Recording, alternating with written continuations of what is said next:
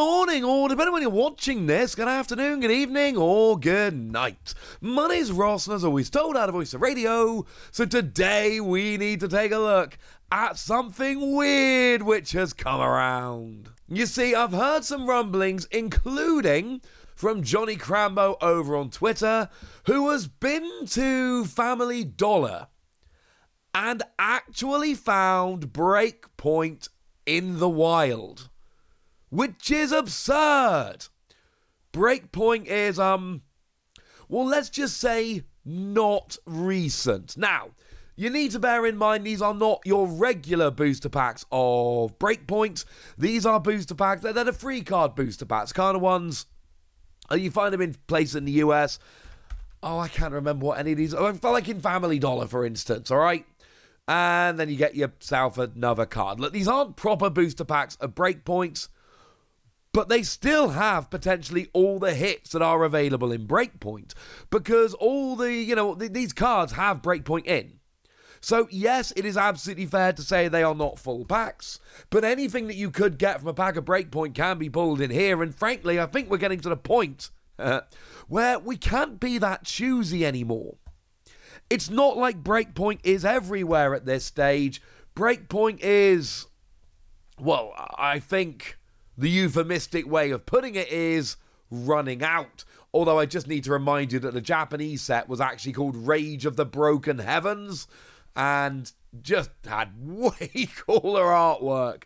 Nowadays we tend to be pretty close to Japan when it comes to booster packs and all of that.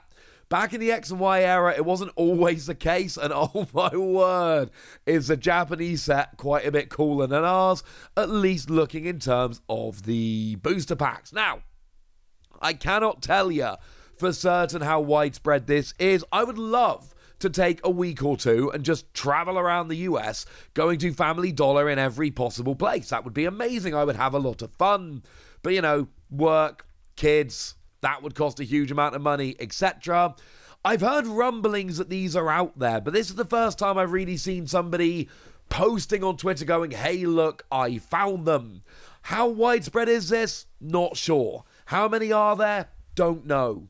Is it absolutely possible that there's just a couple of Family Dollar who found these out the back and put them out? Absolutely. But if I lived anywhere near a Family Dollar, would I go and have a look right now? Oh, you'd better believe it, because this is fun. And if nothing else, it gives us an excuse to have a little bit of a chat about BREAKPoint, and BREAKPoint was a very fun set. BREAKPoint is one I've got some really good memories of. It's also not even remotely a recent set. It came out on February the 3rd, 2016, and that means we're talking nearly 8 years ago. Not quite 8 years ago, but not far away. And this is what I mean when I say that it's not like we're going to be finding BREAKPoint everywhere. This is a set which came along, was fun, and left. BREAKPoint left for a pretty good reason. It was a very old set. And honestly, if we have a look on eBay right now and have a look at BREAKPoint booster packs just to see how much we would generally be paying for them, regular booster packs, I mean, it's awkward with older booster packs, but generally speaking, about $14. Here's a listing for $14. It's actually £11. It's a British listing, but it's about $14. And you can actually select your artwork, and you'll be delighted to know that they haven't actually increased the price depending on which one you go for, which is lovely. Given everything that's been going on lately, I think Scizor is probably the answer. We talked about this the other day when Scizor EX was revealed. Pokemon really like Scizor. Pokemon have a thing for Scizor, and I kind of get it. Scizor's kind of cool. So, is BREAKPoint the kind of set you should be getting excited about? Is it a set where you find it in a while and go, oh my goodness, it's BREAKPoint? Or is BREAKPoint one of those sets where you're like, oh yeah, that's kind of cool? Well, the answer is, it's not one of the absolute sets. Like, if we're looking at X and Y sets, obviously, it's not up there with Evolutions. And I'm not going to pretend for a second that it is up there with Evolutions. It's not. Evolutions is the X and Y set, which has become amazing. In hindsight, this is not there. And honestly, in terms of singles, they're not amazing. There are some very cool singles, But in terms of value, the singles really aren't there. Like, if you're going to be hunting around for packs of BREAKPoint, you're honestly better off just going and buying some singles. Like, the number one card in the set, it's about $45, according to TCG Player.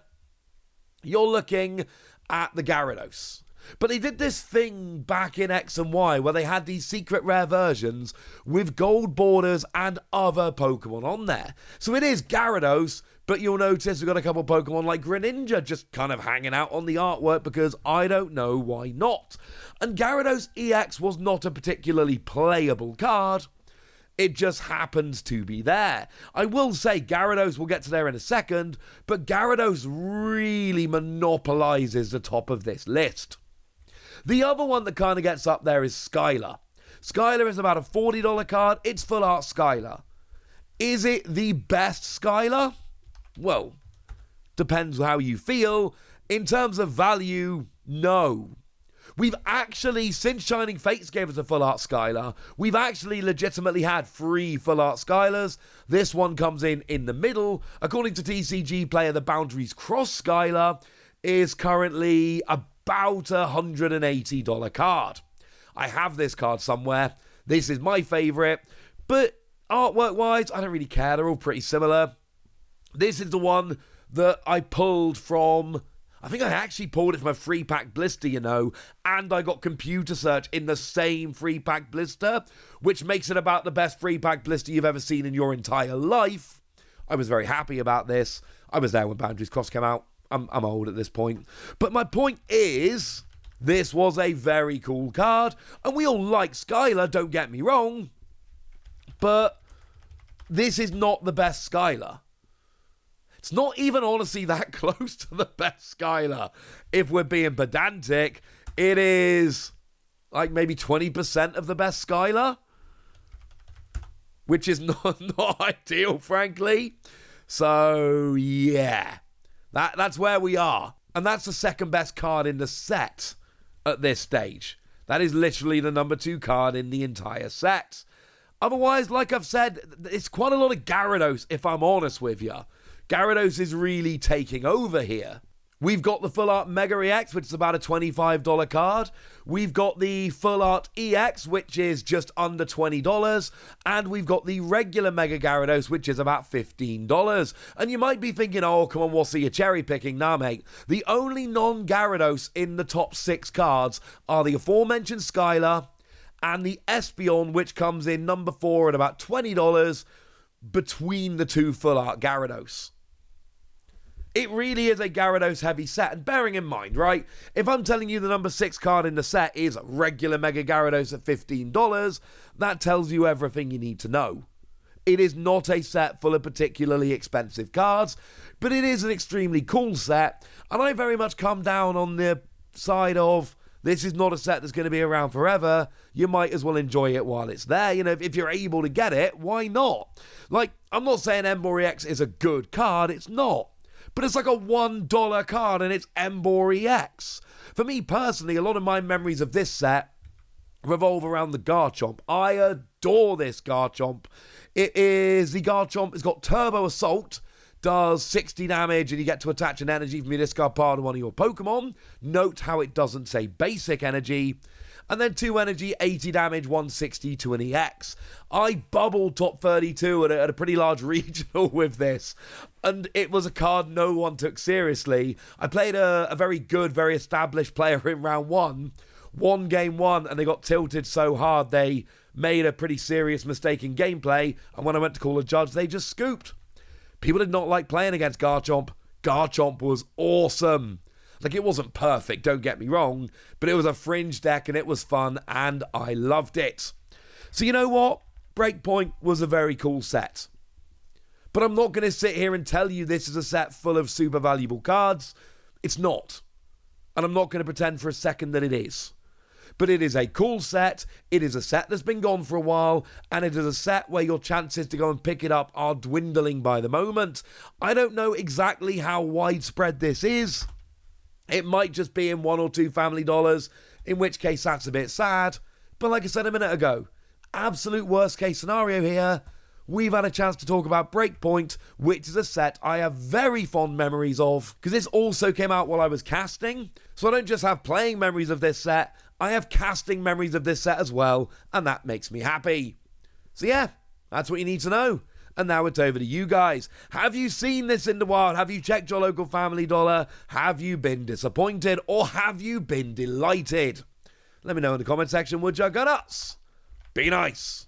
And then make sure you like this video, subscribe to this channel, follow me on Twitter at Lawasi.